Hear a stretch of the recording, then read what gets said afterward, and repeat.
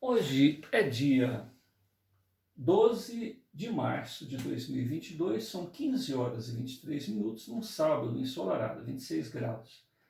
Nós estamos realizando em Franca, São Paulo, o culto cristão no lar, e para isso optamos, nesta fase, pelo início desta obra.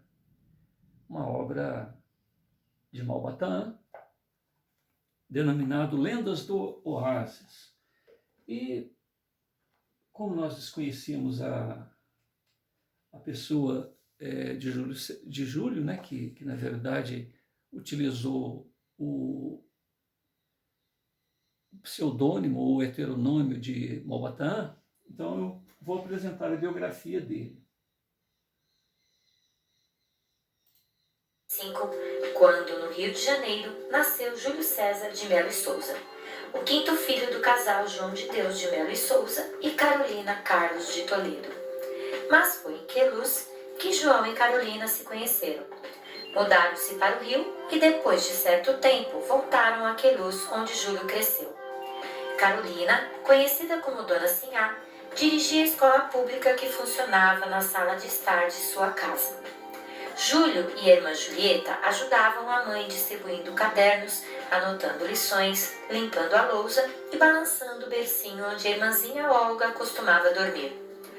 Júlio era uma criança bem ativa e cheia de imaginação. Travesso, gostava de inventar brincadeiras com os sapos do quintal e da beira do rio Paraíba.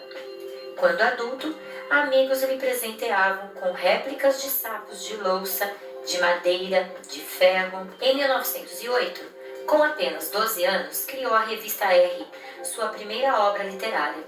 Ele era o diretor, o redator e o ilustrador. Era um caderno com folhas dobradas, costuradas à mão, escrito com caneta tinteiro e ilustrada com desenhos feitos à mão livre, por ele mesmo. Usava guache e lápis de cor. Júlio César estudou como aluno interno no Colégio Pedro II e tinha aula com o professor de português José Júlio da Silva Ramos, membro da Academia Brasileira de Letras. O professor passava redações como tarefa e o aluno que não fazia não poderia voltar para casa no final de semana. Júlio então escrevia diversas delas e as vendia aos colegas. Ganhando dinheiro, conseguia ir de bonde para casa e ainda conseguia comprar chocolate. Ainda muito jovem, Júlio César escreveu seus primeiros contos e tentou a publicação num jornal, mas foi recebido com indiferença pelo editor, que os deixou embaixo de um peso de segurar papel. Foi aí que teve a ideia de reapresentá-los com o pseudônimo de Slade, que seria um autor americano de grande importância. O editor acreditou na história e os publicou. No ano de 1925, Júlio César casou-se com Nair Marques da Costa, sua ex-aluna no Colégio Melo e Souza. Tiveram 3 filhos e, nesse mesmo ano, conseguiu editar seu primeiro livro, Contos de Malbataan. Na primeira edição, assinou com seu próprio nome. Malbataan aparecia apenas no título. Na segunda edição, Malbataan já aparecia como autor. Foram mais de 100 livros publicados em vida. Lendo os contos das Mil e Uma Noites, ainda muito jovem, interessou-se pela cultura árabe. Construiu Malbataan, nascido em 1885 na Arábia Saudita e com biografia própria. Aos 27 anos, tendo recebido uma grande herança do pai, saiu pelo mundo em busca de aventura. Em cada uma delas, ele sempre se envolvia com problemas matemáticos, que acabava resolvendo de forma impressionante. Seu raciocínio lógico era magnífico. Morreu em combate em 1912. Malbataan não foi apenas um pseudônimo de Júlio César de Melo e Souza. Ele parecia ser real, uma mistificação literária. Ele estudou a cultura e a língua árabes de modo que a história de vida e as obras do Malbataan fossem totalmente convincentes. Tinha linguagem, ambientação e estilo próprios. Júlio César tinha o dom da palavra. Suas aulas e suas palestras eram bem concorridas. Encantavam. Diversos estudantes ficavam em pé no fundo da sala para apreciarem tamanho talento com as letras e com os números. Ele ministrava suas aulas com muita sabedoria, simpatia e cultura. Em 1937, foi nomeado professor catedrático da disciplina de matemática da Faculdade de Filosofia, Ciências e Letras da Universidade do Brasil, atual Universidade Federal. Gostava de escrever com os pés descalços, pois acreditava que assim conseguiria se expressar melhor. Costumava parar os cabelos constantemente para se apresentar impecável. O Homem que Calculava, publicado em 1937, é a obra que efetivamente consagrou o professor com grande destaque e como a maior obra expressiva entre ciência e imaginação. Malba-Tahan juntou o saber matemático e os contos árabes numa grande aventura com resolução de desafios e problemas diversos solucionados pelo persa Beremis Samir, o principal protagonista da obra. Ele conseguiu reunir em seus contos aventura, romance, informações históricas e culturais, fantasia, jogos, desafios e raciocínios matemáticos. O livro foi traduzido para diversas línguas e vendeu milhões de exemplares. É referência em salas de aula de todo o país e reconhecido no âmbito internacional. Suas histórias sempre tinham um final surpreendente, muitas vezes de fundo moral e filosófico, buscando colaborar para a formação de jovens leitores e do público em geral. O exemplo mais conhecido do livro O Homem que Calculava é o da Partilha dos 35 Camelos. Vale a pena fazer uma leitura dessa obra e apreciar tão maravilhosa explicação com desfecho justo, surpreendente e fascinante. Destacou-se pela originalidade, por apresentar uma linguagem literária de beleza ímpar e imensa contribuição para a educação matemática. Criou em 1952 a revista Damião, que tratava sobre pessoas com lepra, termo que não gostava de usar, mas sim hanseníase, sem preconceitos e chamando a todos para a utilização de um tratamento mais humano e eficaz. Júlio César foi um crítico da didática usual dos cursos de matemática da época. Das discussões que participava, surgiam temas de congressos e conferências. Defendia um curso baseado em resolução de problemas que exploravam a criatividade e a imaginação, de forma recreativa, divertida e instigante. Nada parecido com os moldes habituais. Resolvia os problemas de forma dinâmica e prática. Procurava facilitar o ensino da matemática com problemas que viessem de encontro à realidade do aluno. Apresentava problemas que despertavam a curiosidade e procurava tornar o ensino da matemática algo prazeroso. O ex-aluno e professor do Colégio Pedro II no Rio de Janeiro encantou, criou, inovou, virou história. Foi catedrático na Escola Nacional de Belas Artes, catedrático na Faculdade Nacional de Arquitetura e catedrático no Instituto de Educação do Rio de Janeiro. Foi tema de diversas dissertações de mestrado e teses de doutorado. Júlio César faleceu em 18 de junho de 1974, com 79 anos, em Recife. Sofreu um infarto enquanto se preparava para ministrar aulas num curso para professores. Em sua mesa de trabalho, foram encontradas algumas cartas que acabara de responder. Não teve tempo de enviá-las.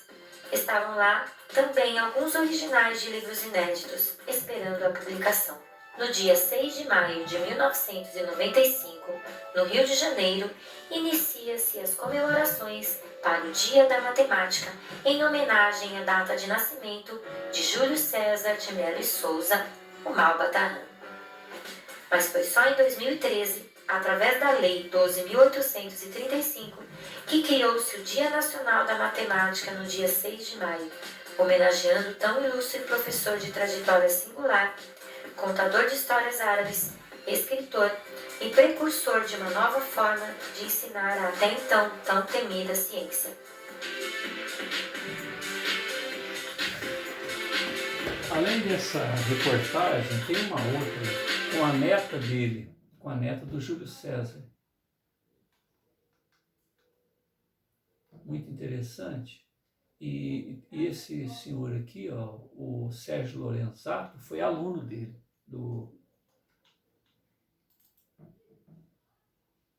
Hoje é um dia muito especial, especialmente para nós, da Faculdade de Educação, porque temos a visita da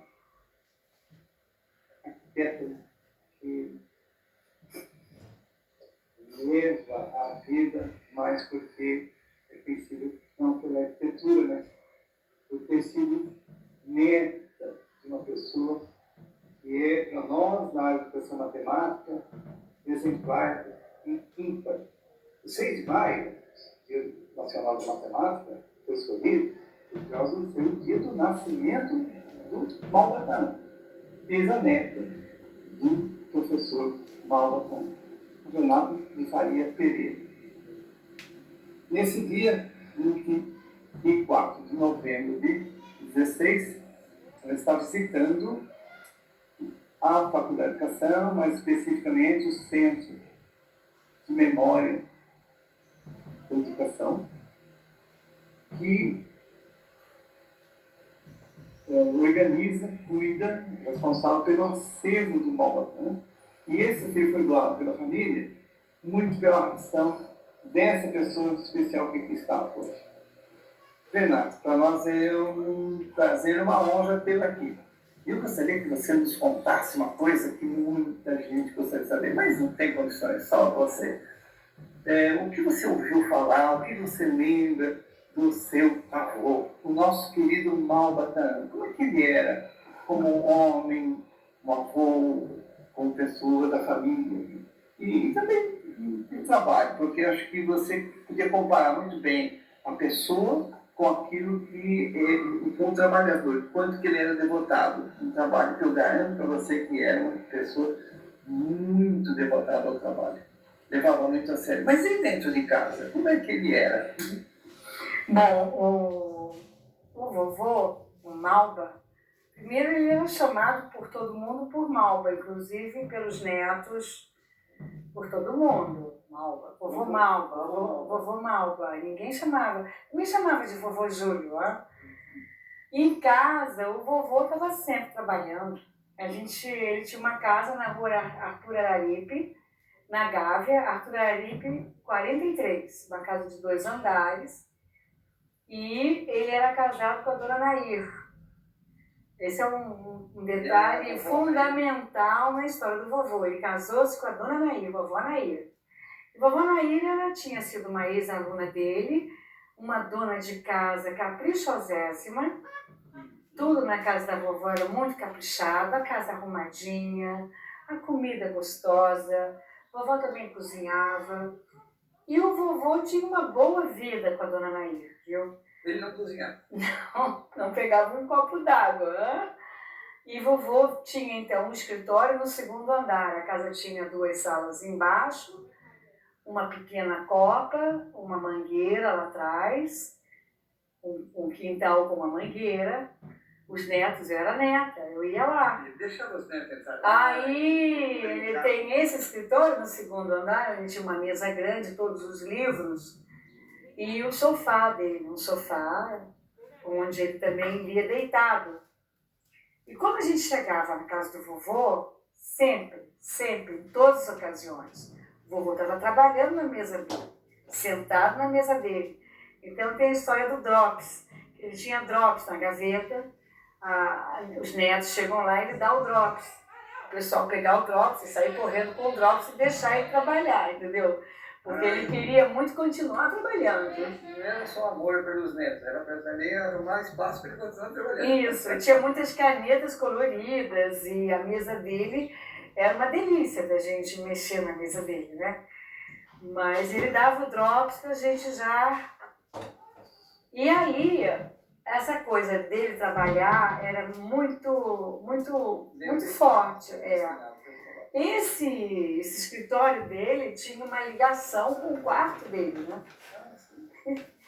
E a porta do quarto do escritório era uma porta. Só que ele não dormia quase no quarto dele com a vovó. Ele dormia num sofá do escritório. E sempre debaixo dos livros e dos jornais, assim, com aquilo tudo em cima dele.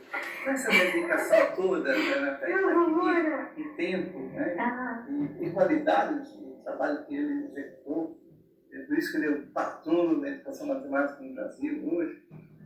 O que Você tem notícia, lembra de ele ter comentado alguma coisa que ele tentou fazer e não conseguiu fazer, que ele gostaria de ter feito? Não. O que eu acho que ele poderia realizar era escrever muito mais, produzir muito mais. Ele era muito criador, né? Criava demais. E ele tinha esse apoio da vovó. Ela fazia o A casa dele era um ponto de encontro de alunos e amigos. Todo mundo ia lá. E quando o pessoal chegava, ele aparecia, a escada tinha um lance, um patamar e outro lance. E então, quando o pessoal vinha visitá-lo, ele sempre aparecia nesse primeiro patamar, descabelado, descalço, com as mãos no bolso. E o pessoal, professor Júlio. Então todo mundo ia para o escritório dele, ele ia lá para cima e começavam palestras, aulas, porque as pessoas iam para conversar com ele. É verdade que ele tinha a preferência de ficar descalço? Gostava, ele dizia que a energia do chão, a energia da terra vinha pelos pés. Ele tem muita história, né? A energia vinha pelo chão. A mamãe gosta de andar descalço, eu ando descalço, todo mundo anda Eu vi uma descalço. foto dele jogando baralho, com os amigos, parentes. É verdade que ele criou um jogo Sim, ele criou o jogo Copacabana. e deu nome. Deu nome ao jogo, parece que é um bridge. Hoje a gente vai aprender, a minha prima vai nos ensinar a Copacabana, né? Porque ele gostava muito de jogar. Ele tinha uma sessão de jogo de cartas na casa da vovó e vinham os amigos jogar carta. E ele também ia aos cassinos, né? Ele adorava essa coisa de número e de sorte. Por exemplo, o jogo do bicho. Ele jogava bicho todo dia. E ele fez um livro sobre o jogo do bicho, só que o jogo do bicho naquela ocasião era apoiadíssimo por todos, e nesse livro do jogo do bicho que ele fez, ele desmoralizou o jogo do bicho de alto a baixo, né? Porque ele descobriu todas as tramóias do jogo. Vovô adorava jogo, porque ele via naquilo todos os logaritmos e todas as possibilidades matemáticas ali para a imaginação dele, era prato feito, né? Renata, por que o seu avô não ficou rico de dinheiro? Vovô? Rico? Ele não dava mínima para o dinheiro. Se ele teve uma casa, foi porque a vovó pegava o dinheiro dele e guardava. De vez em quando ele falava assim, Nair! Ele tem esse negócio de falar Nair, isso é dele. Né? Estou arrasado, estou liquidado, Nair! E nada, e a Nair que botava a mão no bolso do vovô e eu pegava aquele dinheiro todo amafanhado. E ele não guarda o dinheiro, amor pelo dinheiro, guardar a notinha. E ela que comprou a casa onde ele morou. E aí, quando ele se sentia ameaçado, não tem dinheiro para a semana que vem, ele ia lá e vendia um conto. Aí ia vendendo um conto, vende um conto aqui, um conto ali. Ele não era um homem ligado ao dinheiro. Não, nadinha. Vida voltada para a produção, né? Como se dissesse um homem das estrelas, um homem que ele se deu a esse privilégio, acho que por causa da vovó, porque ele já tinha um salário de professor, digamos, no Instituto de Educação. Ele era um visionário, um sonhador. Para criar esse Malbataan, realmente, E quando jovem, bem jovem, ele começou a fazer as redações, é verdade que ele cobrava, ganhava um dinheiro, ele repartia? Não, essa parte humanitária dele, talvez ele tenha aprendido com a mãe dele, a Carolina, né? Essa senhora que criou os 9 filhos, né? E ele era muito generoso, porque a história do chocolate, Belling, né? Que ele fazia as redações e para os amigos no colégio militar e no Pedro II. E essas redações ele vendia para os amigos. Aí, com o dinheirinho que ele conseguia, ele comprava o chocolate e dava o chocolate para os amigos. Não, sempre generoso, sempre generoso. E generoso tanto que mais tarde ele acabou se engajando com casas que cuidavam de doentes.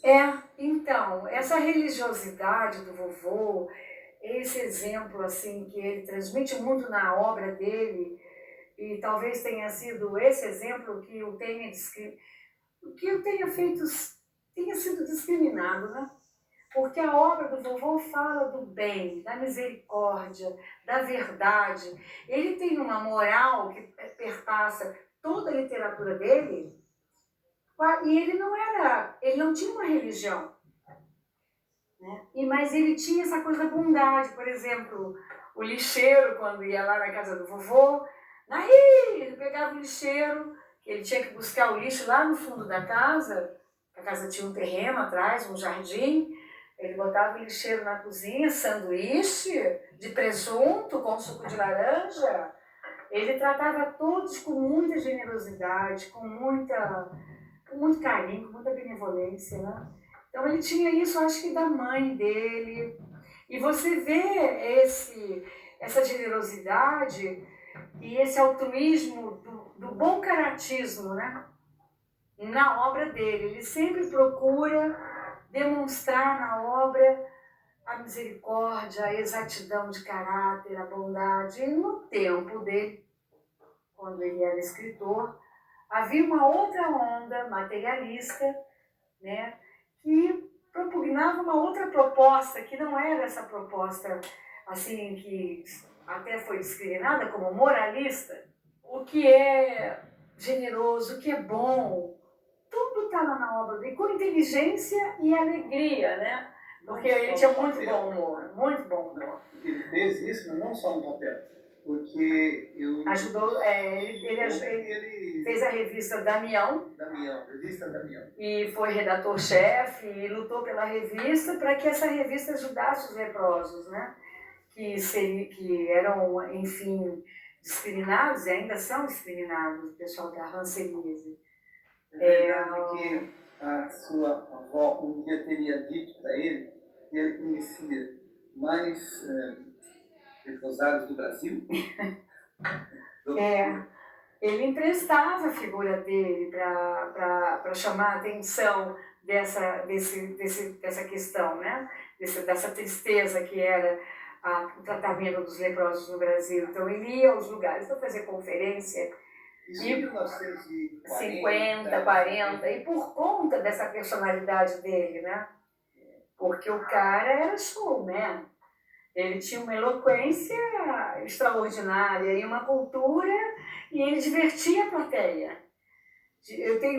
Tinha o Sérgio Bernardes, que foi aluno dele na Faculdade de Arquitetura da Universidade Federal do Rio de Janeiro. Não sei se foi o Sérgio que me falou, alguém falou que quando o vovô dava aula de matemática no UFRJ, todo mundo saía das outras turmas. E ficava a gente de pé na sala de aula, e a gente vê isso para assistir a aula dele, de pé lá no fundo, na geral, né? E a gente vê hoje no acervo aqui do vovô, aqui da Unicamp, as fotografias das palestras do vovô. Uma loucura! Por conta desse espírito que ele tinha de eloquência e generosidade, bom humor. Ele era hilário. Não, nunca, e muito fino, ó. Muito fino. Eu vou fazer um jogo ping-pong com você. Eu falo para você uma palavra, né? E eu queria que você me desse me devolvesse uma outra que estivesse dando a definição, o retrato mais próximo dele. O vovô. Uma palavra. Quem é o vovô? O vovô era um gênio. E como pai? Como um pai distante. Distante, porque 24 horas ligado na produção do que ele imaginava. Como professor? O máximo. Ele não reprovava, ele não brigava, ele encantava para o conhecimento. Ele encantava qualquer um para conhecer. E com esse encantamento é que ele fazia com que as pessoas estudassem, se interessassem pelo conhecimento. Então o encantamento dele vem por essas narrativas, pela brincadeira da matemática. E eu nunca que um estudante, ao deparar-se com alguém que detém algum conhecimento, ele vai gostar de conhecer se aquele vem escrevendo e apagando ao mesmo tempo, fazendo coisas complicadíssimas e dizendo, olha, você é burro, você não sabe nada e eu sei tudo. Você faz com que o estudante saia correndo com raiva daquele professor. E ele ele não tinha esse espírito. Vovô, ele queria brincar, encantar. Você já me deu uma resposta há pouco, mas eu uso ainda terminar a nossa última palavra. Como homem, como você poderia definir? Um sedutor. Um sedutor. Mas um homem honrado. De plateia ele seduzia a todos. A todos. Depois ele era lindo, né? Foi exato. O vovô era lindo. Né? Ele era lindo. Mas ele não fazia isso por alguma elucubração intelectual, por conta da personalidade dele. A turma ia lá para Arthur Araripe e ficava todo mundo lá no escritório dele há horas. Eles no segundo andar, no escritório dele da rua Arthur Araripe. Todo mundo lá. Quando a gente ia para Caxambu, as férias, ele fazia palestras no edifício Eli. Lotava de gente, todo mundo para assisti-lo. Então tem esse lado, digamos, teatral dele, né? E que ele acha que ele descobriu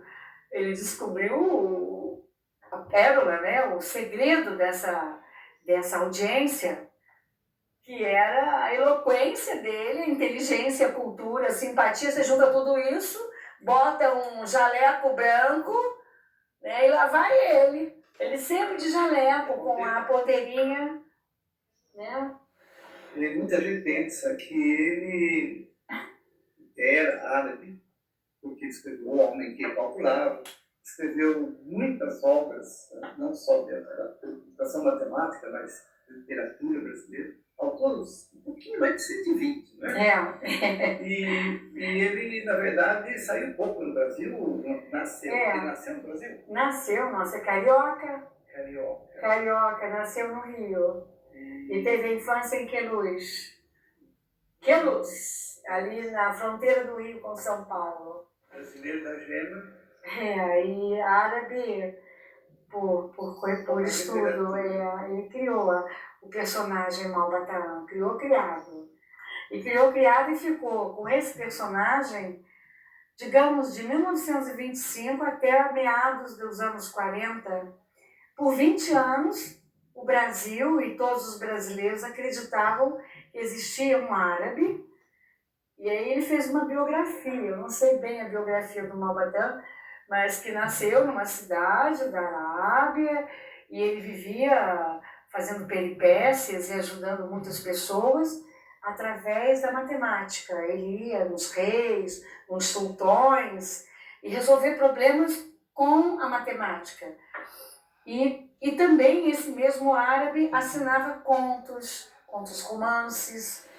E essas histórias ele colocou em um livro. Não, Lorenzato, o vovô tinha que ganhar a vida, certo? Ele tinha 3 filhos e uma mulher brava. A Anaíra era brava. Ela que comprou a casa para ele morar. Ele se casou e foi morar com a sogra.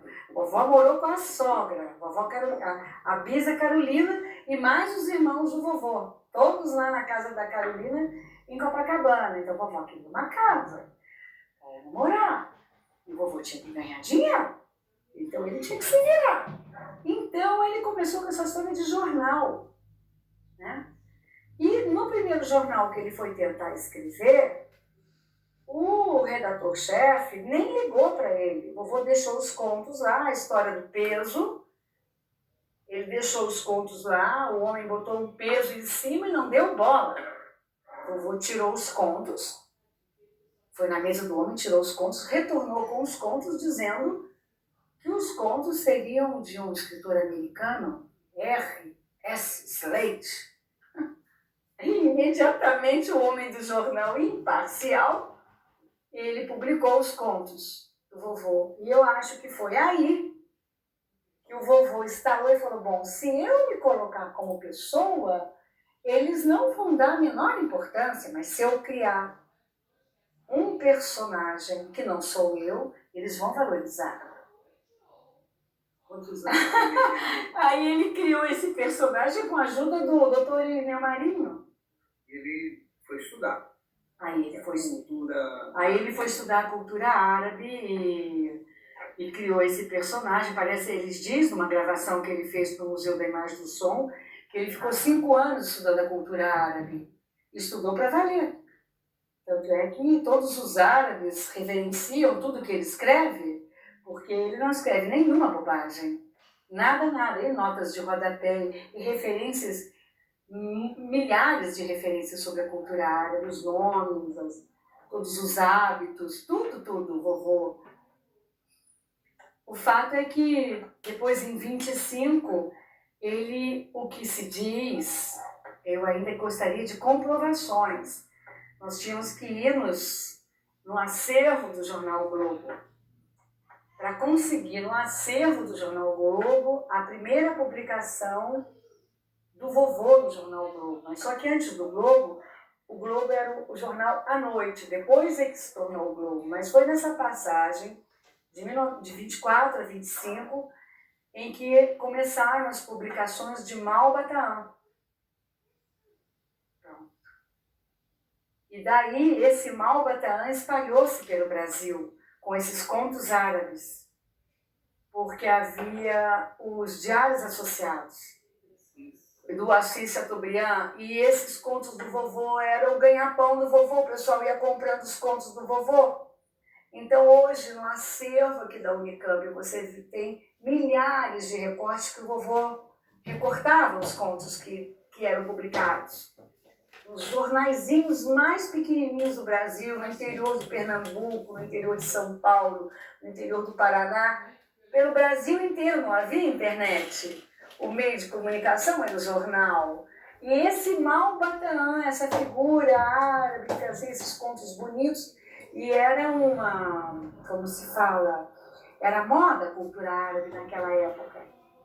A cultura árabe era uma coisa misteriosa que todo mundo tinha curiosidade em conhecer.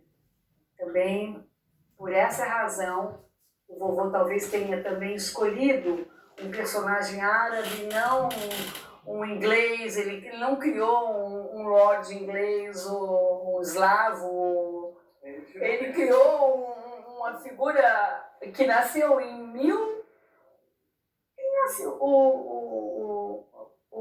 o Malbataan nasceu também na data dele, 1800, não. O Malba nasceu em 1895, meu avô. Mas o personagem nasceu em 1885, 10 anos antes do Júlio César.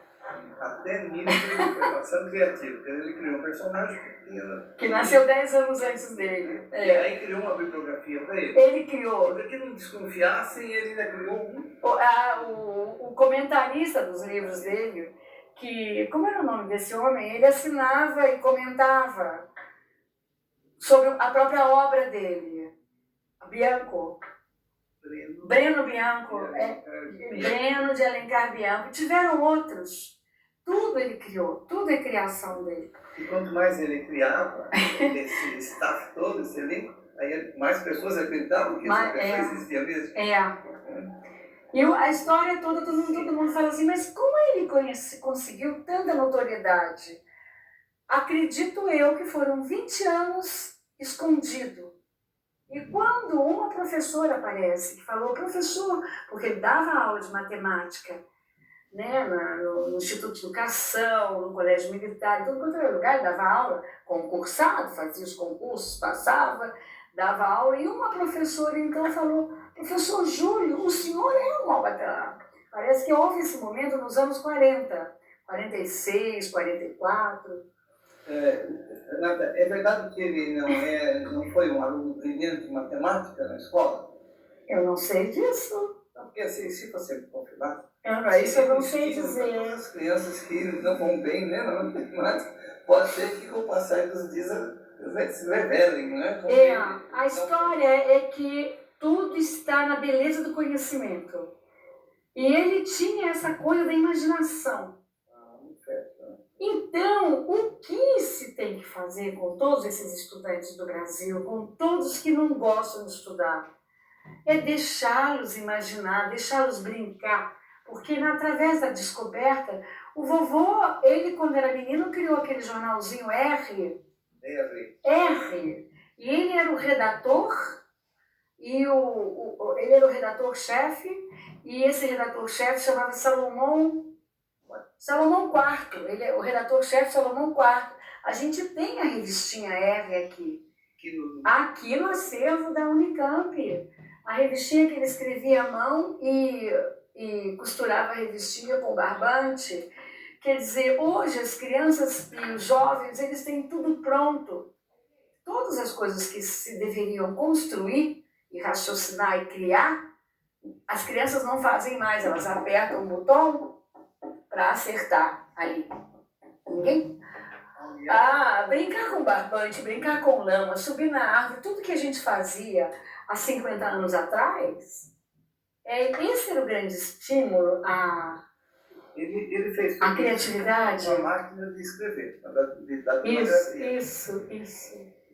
Que já era? Não, mas ele não datilografava. O vovô, não. Ele os manuscritos estão aqui também, Aqui no acervo estão o manuscrito, todos os manuscritos dos grandes livros, tem até o dicionário da matemática. E a última pergunta para você, eu estou muito satisfeito com tudo que você apresentou para nós aqui.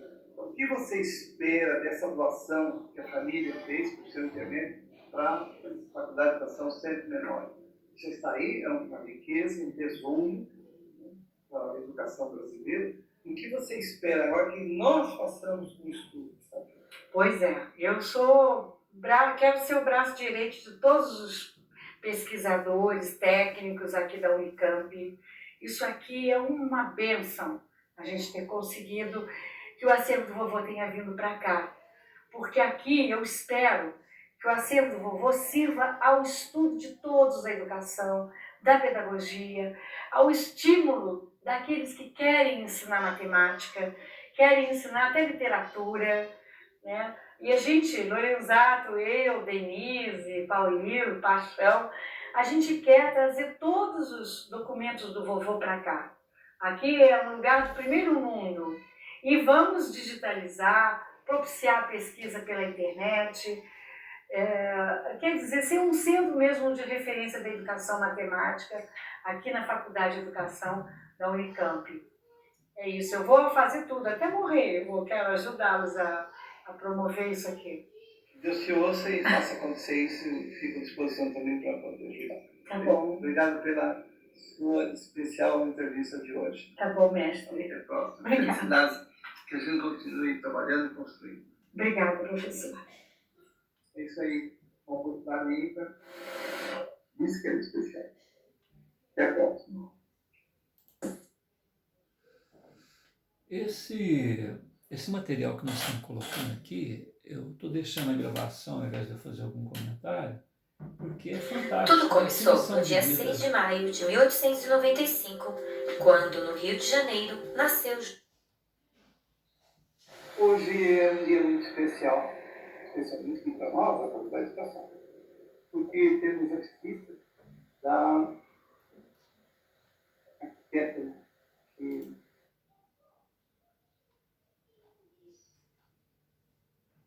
só mais uma, viu, gente? Aqui, ó.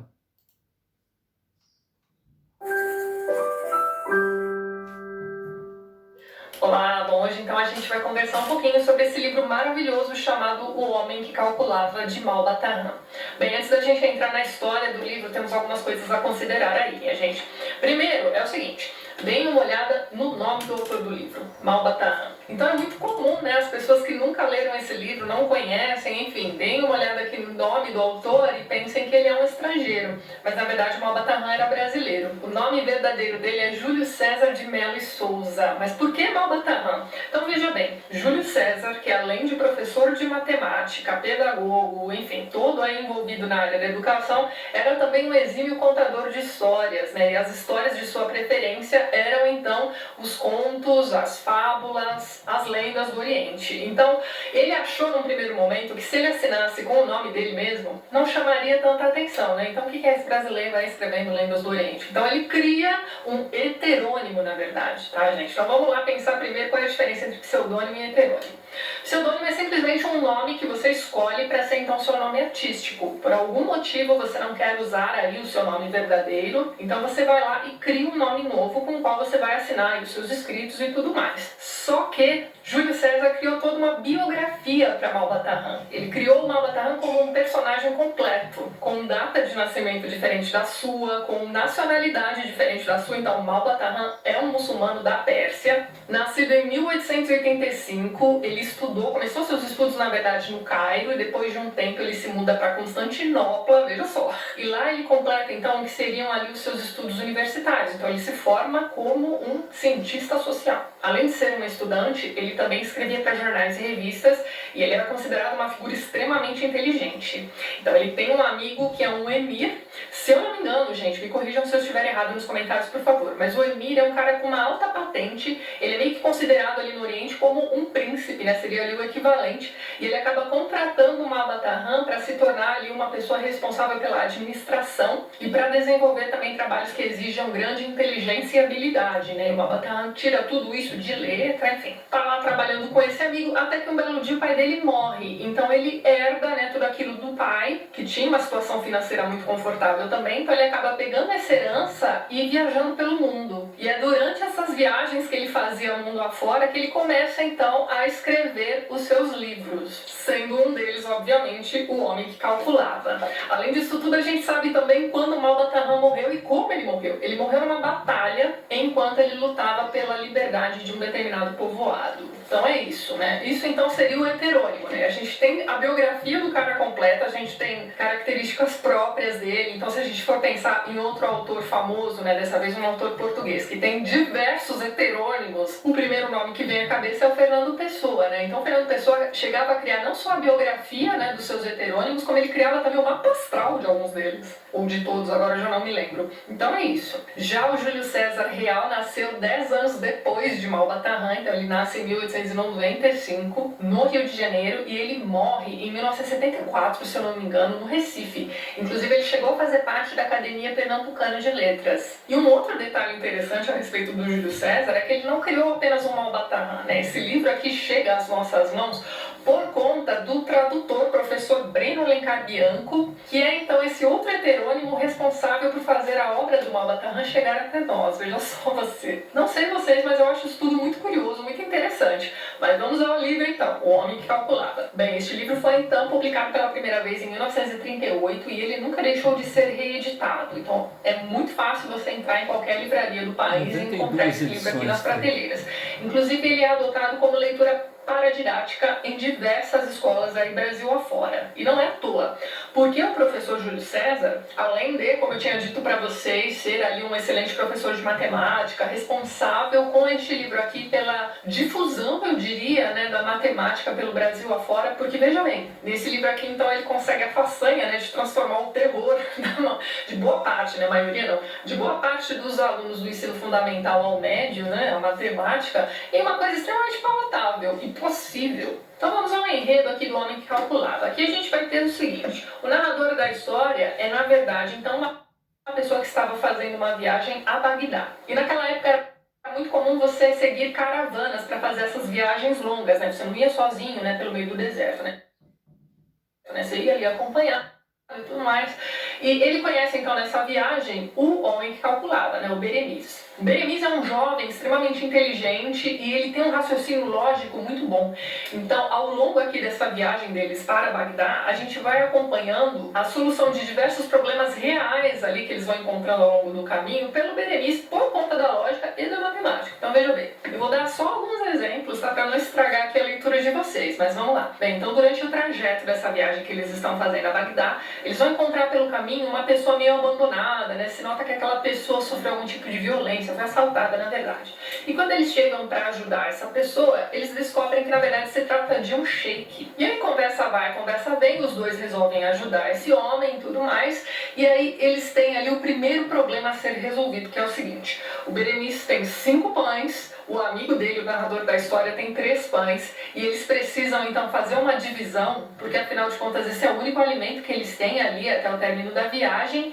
Então eles precisam dividir estes 8 pães entre 3 pessoas. E aí, enquanto o sheik e o narrador estão ali quebrando a cabeça para saber como é que eles vão dividir 8 pães entre 3 pessoas, o Berenice está sossegadão ali, porque ele já tem a solução para o problema assim de imediato, que é dividir cada um dos pães em 3 pedaços. E dessa forma eles terão então alimento para os 3 ali até o término da viagem tranquilamente. O sheik fica tão feliz com essa solução desse problema, né, e com a ajuda que ele está recebendo desses 2 estranhos, que ele resolve oferecer ali alguns trabalhos para o Berenice chegando a Bagdá. E é dessa forma então que o livro vai se desenrolando, né? A gente tem a continuação dessa viagem, a gente tem a chegada dos 3 até a casa do sheik, a fama que esse homem, né, o Berenice, o homem que calculava, começa a ganhar ali na vizinhança. Então você tem outras pessoas importantes ali daquela vizinhança que vão querer a presença do Berenice também para resolver os seus problemas. E esses problemas que são apresentados ao Berenice são apresentados aqui no livro de forma bastante didática. Vou escurecer aqui para vocês darem uma olhadinha. Então, ao longo dos problemas apresentados ao Berenice aqui, né, em suas aventuras, a gente vai acompanhando a solução desses problemas também.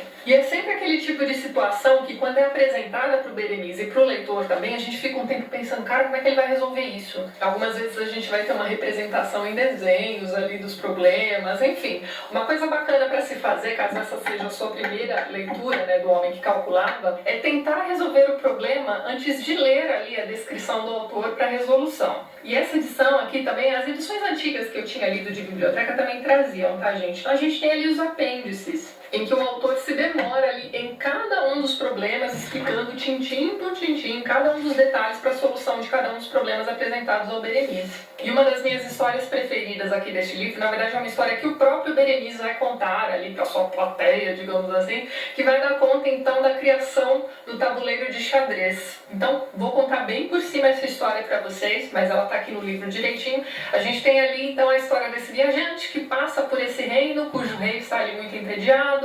Então esse homem acaba ensinando para este rei o jogo de xadrez. Ele ensina direitinho como é que funciona o jogo, joga ali uma partida com o rei perde, e aí o rei vai dizer para este homem que ele pode pedir qualquer coisa em retribuição. Não só por ele ter ganhado o jogo, mas também por ter apresentado o jogo ao rei. E aí, depois de muito discutir, porque ele não acha que ele deva receber, né, prêmio nenhum por conta disso, ele resolve pedir, então, o pagamento dele em grãos. Então ele pede para que os grãos sejam colocados ali como se fosse no tabuleiro mesmo, em progressão geométrica para cada quadradinho do tabuleiro, entendeu? Então, assim, no fim das contas, ele ia ter uma quantidade enorme de grãos, que serviria ali para alimentar toda a população do seu vilarejo, enfim. Essa é uma história que também é contada pelo Carl Sagan naquele livro Bilhões e Bilhões. Eu vou deixar o link para a resenha aqui em cima para vocês darem uma olhadinha. Mas é isso, você vê que o enredo da história é bastante simples, né? O que vai realmente aumentando o interesse de quem está lendo é a solução desses problemas que vão surgindo para o Berenice. Inclusive, uma das funções que o Berenice é convidado a exercer é a de professor de matemática. Então, em diversos momentos, a gente vai ter ali o Berenice contando pra gente sobre a história da geometria, a história da álgebra, a história do zero. E a gente vai aprendendo ao longo dessa leitura também, de uma forma muito didática, muito tranquila, sobre como a matemática deve muito aos povos do Oriente. A gente tem também alguns diálogos aqui com fundo filosófico muito importante, a gente aprende bastante sobre a religião deles, e tudo isso num livro extremamente acessível. Então, apesar dele ter sido escrito lá em 1938, o livro é escrito de uma forma bem direta, então a mensagem do Malba Tahan fica bastante clara para qualquer leitor. E apesar de ser um livro adotado como leitura para didática nos colégios e tudo mais, esse é um livro para todas as idades, gente. Eu sou bastante suspeita para falar desse livro, porque ele foi muito importante para mim, né, durante os meus anos de ensino fundamental e de ensino técnico também no colégio. Então deixo aqui a recomendação fortíssima, não só para você aí que briga com a matemática, né, como para todos vocês aí que nunca tenham lido esse livro. Sério, gente, experimentem, tenho certeza que vocês vão gostar. Os outros livros do Malba Tahan também são maravilhosos, mas esse aqui, sem dúvida, é especial. Então deixo a dica aqui para vocês. Vejo vocês nos próximos vídeos do canal. Um beijo grande. Hoje nós resolvemos fazer a leitura desta obra, O Homem que Calculava, e eu não tinha ideia de quem era Maupassant.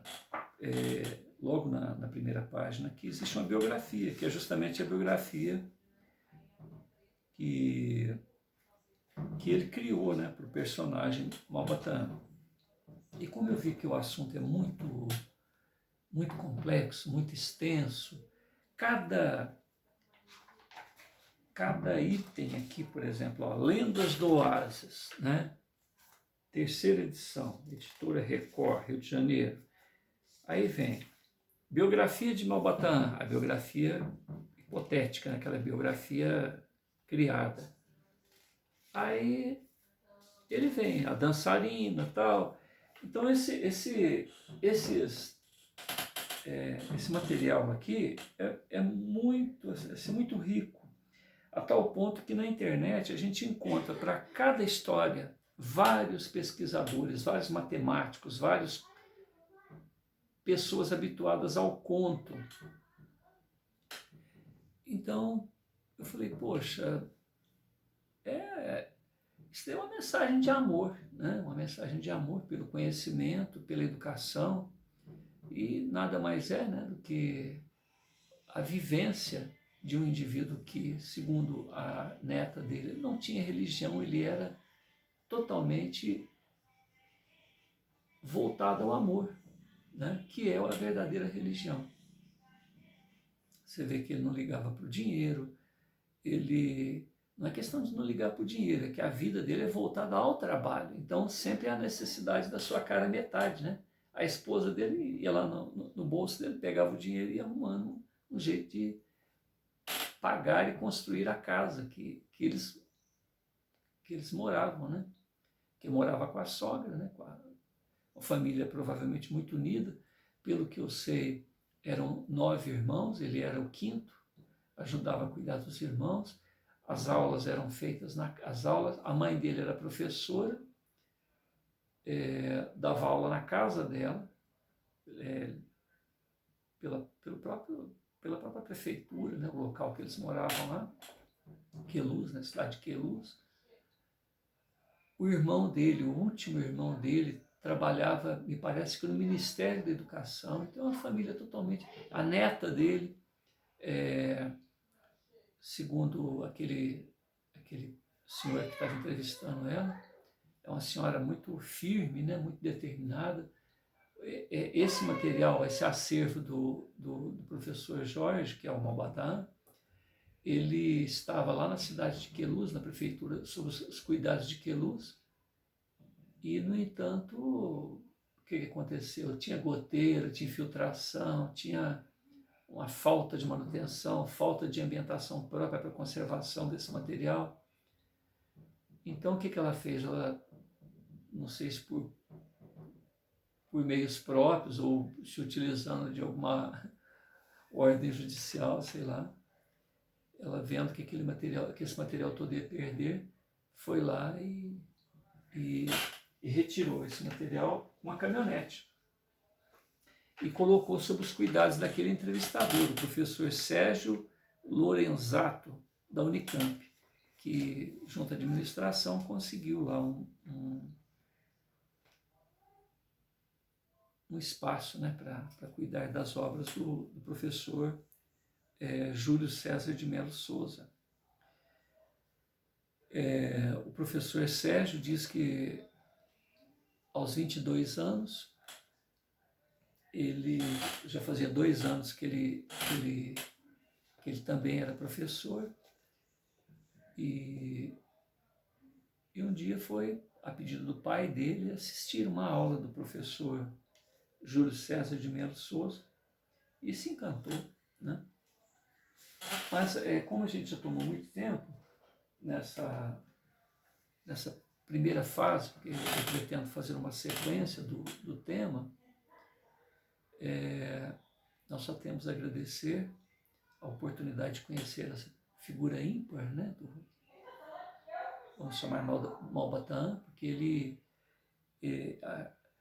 o Getúlio Vargas deu direito a ele de colocar no nome dele, Então o nome dele agora é assim, ó, Júlio César de Mello e Souza Malbataan. O próprio presidente deu ordem para que isso existisse, para que isso acontecesse. A legislação da época eu não sei. Eu sei que eu tive muita dificuldade. Minha esposa precisava trocar, corrigir alguma coisa no nome, uma letrinha, tirar uma letrinha, sabe? E houve, nós também estamos na terceira idade, né? Eu e minha esposa. E comparando com a época dele, era coisa muito difícil, muito difícil.